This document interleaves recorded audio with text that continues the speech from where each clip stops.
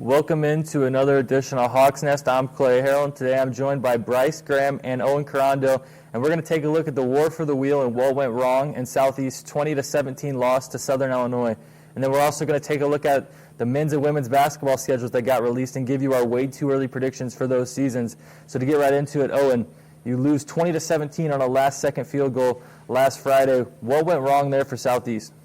I think the big thing that went wrong there was the penalties. When you have 7 penalties for 71 yards, that kind of kills any momentum you have going your way. And you mentioned the momentum being killed. Fourth quarter, you're driving down the field, you get into the red zone, and SIU commits a pass interference penalty in the end zone that would have set you up first and goal from the 1, and you get hit with an eligible man downfield to offset, kind of a backbreaker at that point. Kendrick Tiller drills a field goal to tie it, but you can't stop the run game, and SIU just kind of runs right down your throat, and the game ends on the last-second field goal. But, Bryce, is there anything that stuck out to you? Yeah, so their pass game was not the best this game. They were 6 for 15 for 53 yards, and you can't win a football game when you pass like that. Yeah, but, I mean, if you want to look at a bright spot, the run game for Southeast was pretty good. Gino has had a big game carrying for over 100 yards. Andrew Bunch went out for over 100 yards. Didn't pass the ball the best, but was still pretty dynamic in the run game. And there was a lot, I don't know what they saw with maybe the draw with Bunch, but him getting off the edge into the outside, he had some pretty good luck. But, I mean, it just wasn't there for Southeast. I know I was kind of out there a lot with my predictions, and I was just slightly wrong. Yeah. There for a while, 7-3 looked possible because it was just so ugly. Yeah. But, I mean, I don't know. It's just not a good game. I think they have good things to build off of going into it. I mean, Owen, was there one thing you saw you liked?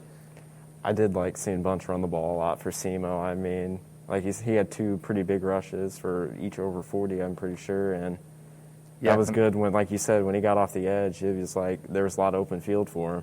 Bryce, you talked about the run game. Did you like Hess more than Bunch, one or the other, or what was your so thing? Hess actually, I liked Hess a lot. He looked really good, and he put up the numbers too. He had like a 64-yard rush at one point, I think, too, right? Yeah. That's what kept us in the game.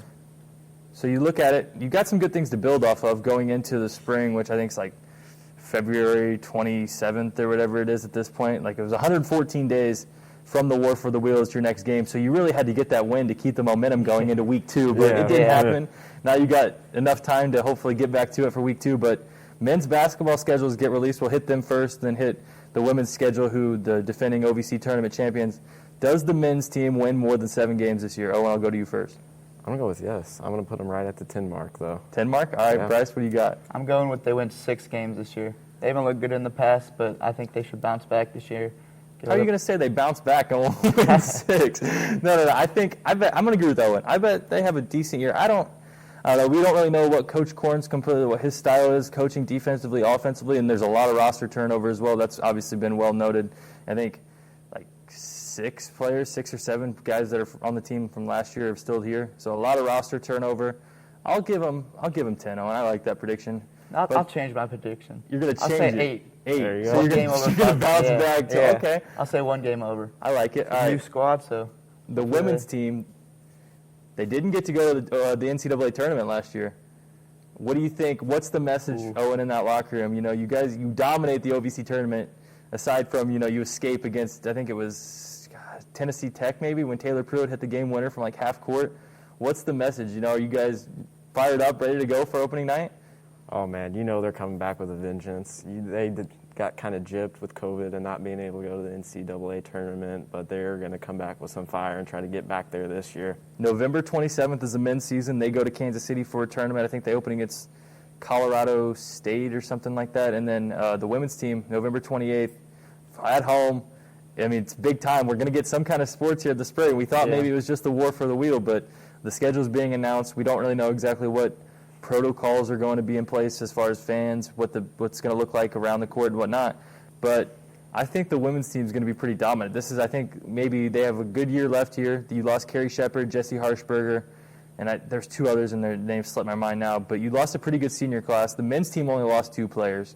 So there's a shot for 2 graduating players, that is. They lost a lot more than 2. But there's a shot for the men's team to be really good, and there's a shot for the women's team to be really, really good. You still have to deal with UT Martin, who did not lose like anything at all. They still have the best player in the OVC on their team in Chelsea Perry. So, I mean, it'll be interesting to see what happens there. I still think those are probably your 1-2 in the conference. Belmont's still pretty good.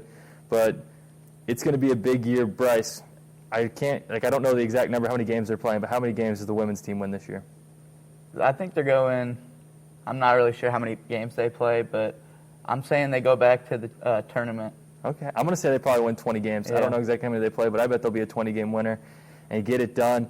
But that's all we have on this week's episode of Hawks Nest. Be sure to tune in next week when we continue to look around Southeast sports. Have a great afternoon.